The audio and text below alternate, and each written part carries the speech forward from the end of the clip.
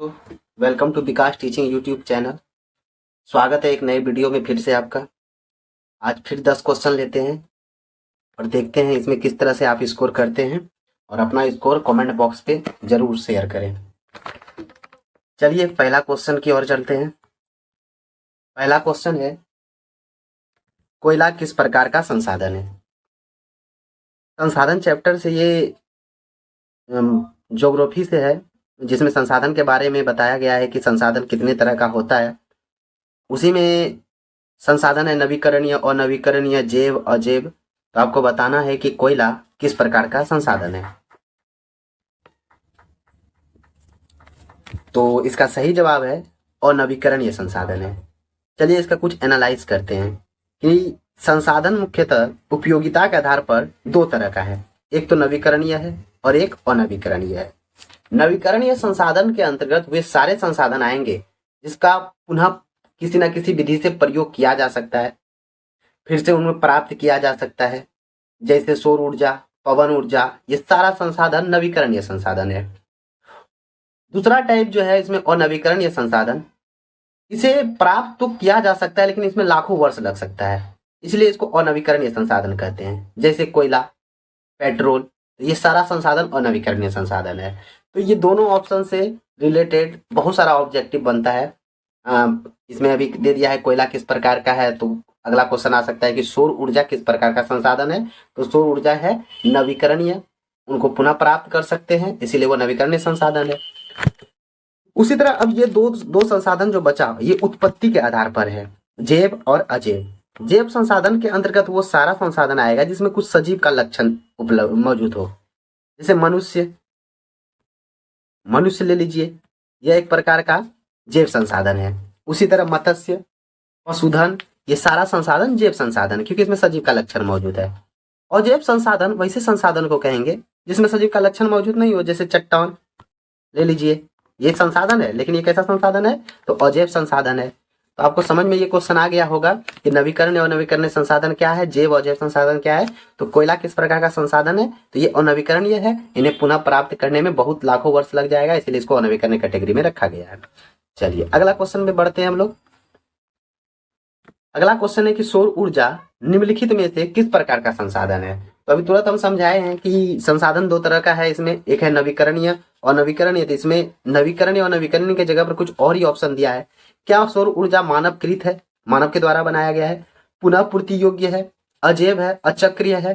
तो इनमें से सही जवाब क्या होगा, इनमें से आपका सही जवाब है कि ये पुनः पूर्ति योग्य है, इसको फिर से हम लोग प्राप्त कर सकते हैं। चलिए तीसरा क्वेश्चन देखते हैं। तीसरा क्वेश्चन बहुत ही महत्वपूर्ण है और बहुत बार यह सवाल पूछा गया है कि तट रेखा से कितने किलोमीटर का क्षेत्र सीमा अपवर्जक आर्थिक क्षेत्र कहलाता है। देखिए इसका सही जवाब क्या होगा, इसका सही जवाब है 200 NM नॉटिंगल मील। तट रेखा समुद्र तट है, ये भारत का प्रायद्वीपीय भारत है।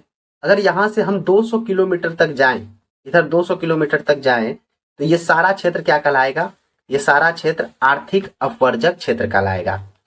अब राष्ट्र के अंतर्गत जो भी संसाधन है वो सारा संसाधन क्या कहलाता है, राष्ट्रीय संसाधन कहलाता है। अब ये 200 NM के बाद जो भी संसाधन रहेगा समुद्र के अंदर, वो सारा संसाधन क्या कहलाता है, अंतरराष्ट्रीय संसाधन कहलाता है। तो इससे स्पष्ट है कि 200 NM तक के जो क्षेत्र है उसको क्या कहा जाता है, अपवर्जक आर्थिक क्षेत्र कहा जाता है। चलिए अगला क्वेश्चन देखते हैं क्या है। अच्छे से आप समझ रहे होंगे और अपना स्कोर शेयर जरूर करें। अगला क्वेश्चन है कि काली मृदा का दूसरा नाम क्या है।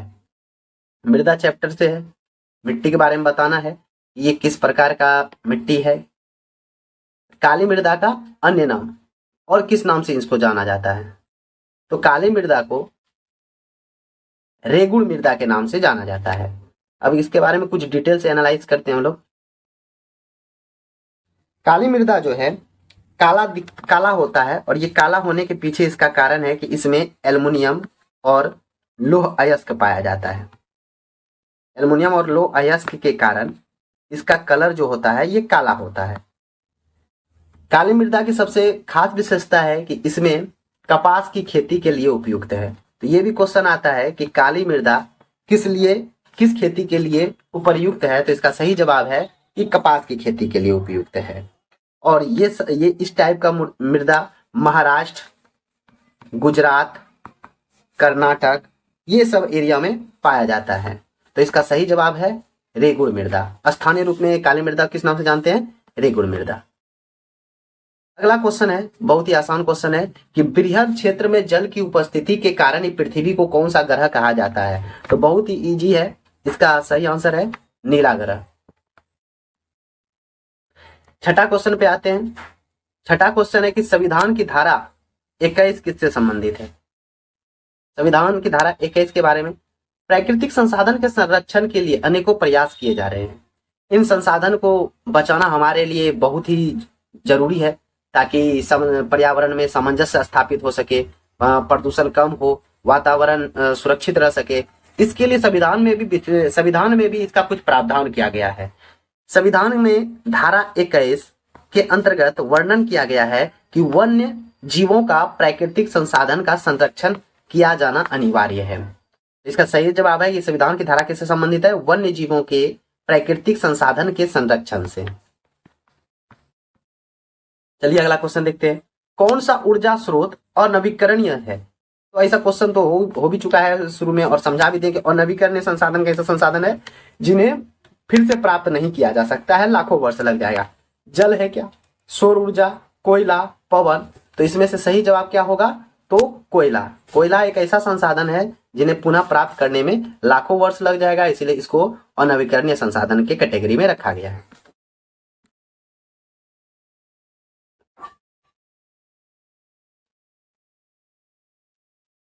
अगला क्वेश्चन है कि भोपाल त्रासदी में किस गैस का रिसाव हुआ है?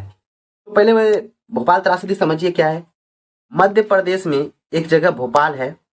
भोपाल शहर में 3 दिसंबर 1984 को वहां पर एक कंपनी थी यूनियन कार्बाइड की, जिससे जहरीली गैस का रिसाव हुआ था। इस रिसाव के कारण लगभग 15,000 से अधिक लोगों का जान चला गया था। अब बताना है कि इस घटना में वो कौन सी गैस का रिसाव हुआ था जिससे इन हजारों लोगों की जान चली गई थी। तो इसका सही जवाब है मिथाइल आइसोसाइनाइड। मिथाइल आइसोसाइनाइड के कारण भोपाल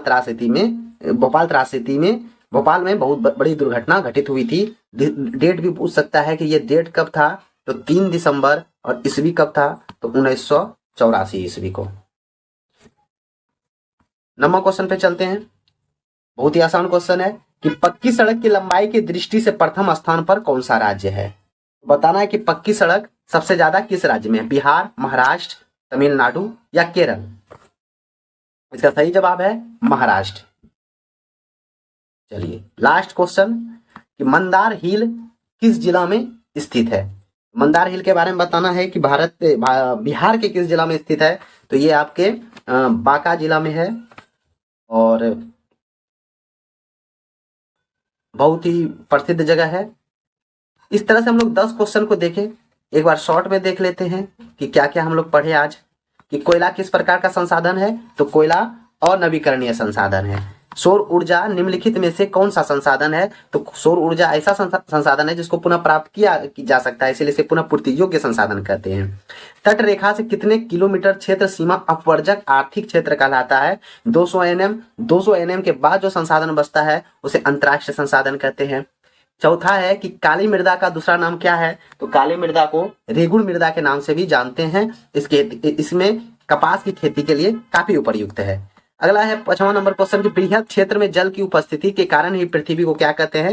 नीला ग्रह। अगला है कि संविधान की धारा 21 किससे संबंधित है? तो वन्य जीवों का प्राकृतिक संसाधन के संरक्षण के लिए जो संविधान में व्यवस्था किया गया है वो कौन सा धारा है? तो 21। अगला है कि कौन सा ऊर्जा स्रोत अनवीकरणीय है जिन्हें पुनः प्राप्त नहीं किया जा सकता है? तो वो है कोयला। 8वां क्वेश्चन है कि भोपाल त्रासदी में किस गैस का रिसाव हुआ था? Methyl isocyanide. ये घटना कब घटित हुआ था? 3 दिसंबर 1984 को। पक्की सड़क की लंबाई की दृष्टि से कौन सा राज्य सबसे ज्यादा है? सबसे ज्यादा मतलब वहां किस राज्य में सबसे ज्यादा पक्की सड़क है? तो इसका सही आंसर है महाराष्ट्र। लास्ट क्वेश्चन है कि मंदार हिल किस जिला में स्थित है? तो बांका। तो आज हम उम्मीद करते हैं कि आपका 10 में 10 स्कोर हुआ होगा। अगर नहीं हुआ है तो कोई दिक्कत नहीं, हमारे YouTube चैनल से बने रहे। इसी तरह से हम लोग प्रैक्टिस करते रहेंगे और एग्जाम आते आते हम लोग 10 में 10 करने का प्रयत्न करेंगे। Thank you.